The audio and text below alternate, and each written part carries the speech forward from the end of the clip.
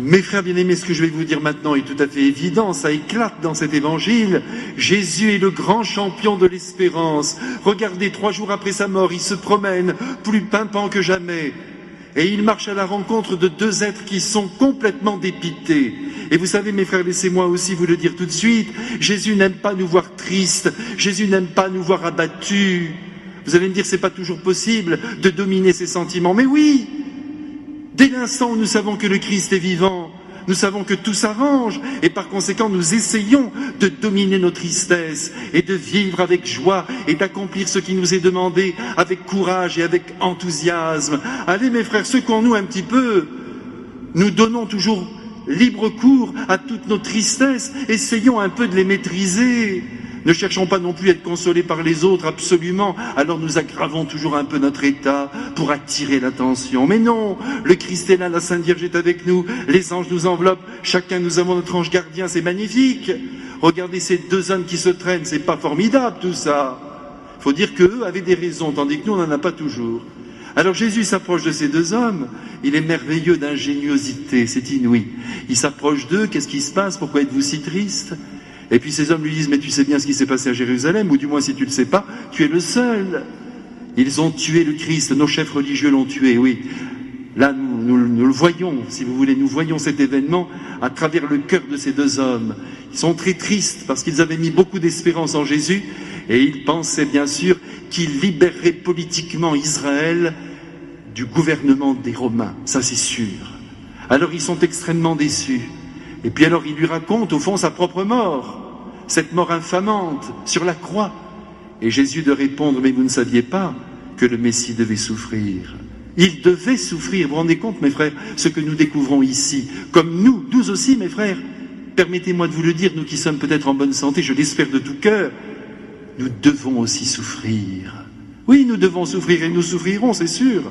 Il n'y a rien à faire. Nous sommes enserrés par la limite humaine. Et avant de partir pour le royaume de Dieu, il y a des souffrances physiques, morales. C'est inévitable.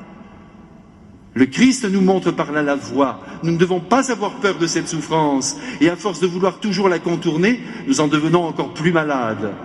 Acceptons ce chemin si difficile de la vie humaine. Jésus l'a traversé pour nous demander aussi de l'assumer. Le Messie devait souffrir, parce qu'il devait mourir, offrir son corps, et nous découvrirons tout à l'heure pourquoi. Et alors qu'il leur explique, voyez, en se servant des Écritures, le sort du Christ, et eux ne savent pas que c'est lui, eh bien, il y a un bonheur qui se répand dans le cœur de ces 2 hommes. Et quand la séparation est presque inévitable, parce que Jésus fait semblant de partir, voyez s'il est filou, parce qu'il a encore beaucoup de choses à dire, eh bien ce sont ces hommes qui réclament sa présence, comme on les comprend. Reste avec nous, le soir descend, reste. Alors Jésus rentre dans cette petite auberge, je ne sais pas si vous avez en mémoire le magnifique tableau de Rembrandt, on voit une petite table, une modeste table, ces 2 hommes sont assis, Jésus est au centre, il est tout illuminé, auréolé par cette puissance glorieuse. Son corps glorieux, vous vous rendez compte mes frères, nous aussi un jour nous aurons ce corps, un corps qui n'est arrêté par rien. C'est quand même extraordinaire, vous verrez comme on sera libre et comme on sera heureux pour des éternités d'éternité. Jésus est là et tout de suite, il prend le pain et le vin et il célèbre la Sainte Messe. Et pour bien nous montrer que c'est lui qui est présent, il disparaît. Il disparaît à leurs yeux, ne reste sur cette table que le précieux sang et le corps sacré de notre Seigneur Jésus-Christ. Il fallait, je vous le dis maintenant, qu'il meure pour nous donner son corps. Tout aboutit à la Sainte Eucharistie. Et c'est pourquoi c'est terrible quand nous voyons des milliers de catholiques dire « Moi je n'ai pas besoin de la messe, je prie directement, je pense à Dieu, ça me suffit. » Mais non! Si ça vous suffit, c'est dommage, parce qu'il y a la puissance de Dieu qui est contenu dans ce corps, dans cette petite hostie qui nous est donnée et qui nous permet sur la terre d'être moins tristes et de supporter toutes les difficultés de la vie. Pourquoi les grands spirituels sont-ils toujours dans une audace incroyable, avec cette joie qui transparaît sur leur visage? Eh bien tout simplement parce qu'ils communient. C'est tout, tout est là mes frères bien-aimés. C'est pas une question de pratique religieuse, pratique, je pratique pas, je pratique. C'est pas ça, c'est beaucoup plus grand.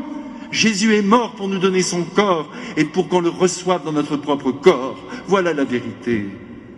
Et il l'indique parfaitement aujourd'hui aux disciples d'Emmaüs et à nous tous. Nous devons ressentir, mes frères, un immense amour pour la très sainte Eucharistie. C'est de la folie de s'en passer, mes frères. Dites-le autour de vous. Ne soyez pas satisfaits quand on vous dit « mais moi je crois en Dieu ». Mais non, mais croire en Dieu, ce sont des milliards d'hommes qui croient en Dieu. Mais Jésus a voulu que nous allions plus loin, que nous nous unissions à lui en recevant sa propre personne. S'il y a des prêtres sur la terre, ce n'est pas simplement pour annoncer la vérité, c'est pour faire venir Jésus sur l'autel des églises et pour le donner à nos corps et à nos âmes déficients. Mes frères bien-aimés, ce soir, c'est l'Eucharistie qui doit retenir notre propre cœur.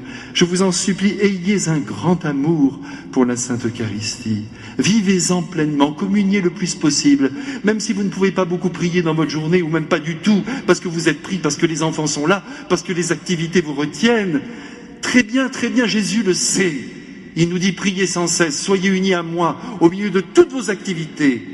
Mais si vous aviez une prière à choisir, mes frères, parce qu'il vous reste une demi-heure dans la journée, choisissez la Sainte Eucharistie, venez recevoir ce corps sacré.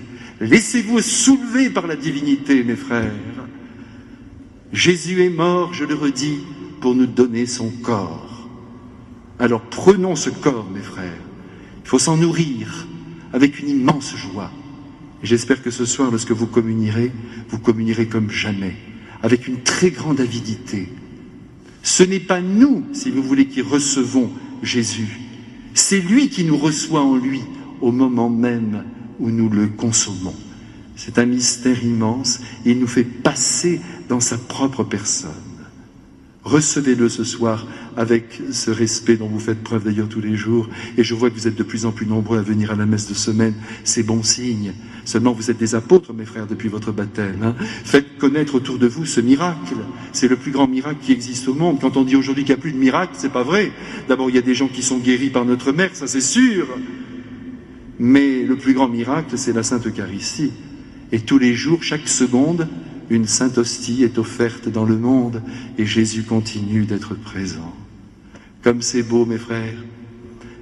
Une dernière petite chose. Vous vous rendez compte que nous sommes 3 jours après la mort du Christ.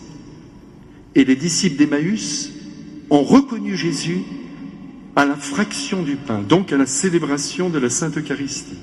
Cela signifie que depuis le jeudi saint au soir, eh bien, cette manière d'être présent du Christ s'est répandue dans toute la communauté des chrétiens. Je suis sûr que les apôtres ont tout de suite fait savoir que notre Seigneur Jésus-Christ avait décidé de rester au milieu de nous, sous les espèces du pain et du vin. Comment les disciples d'Emmaüs l'auraient-ils reconnu s'ils n'avaient pas connu ce mystère? C'est extraordinaire de penser cela. Oui, cette grande nouvelle s'est répandue très rapidement dans Jérusalem et dans les environs. Et très rapidement, d'ailleurs nous le savons, c'est historique, la messe a été célébrée par les apôtres. Alors mes frères, profitons-en. Vous me promettez, mes frères, de beaucoup aimer le corps de Jésus, qui contient d'ailleurs son sang. Recevez-le ce soir avec beaucoup d'amour et beaucoup de gratitude.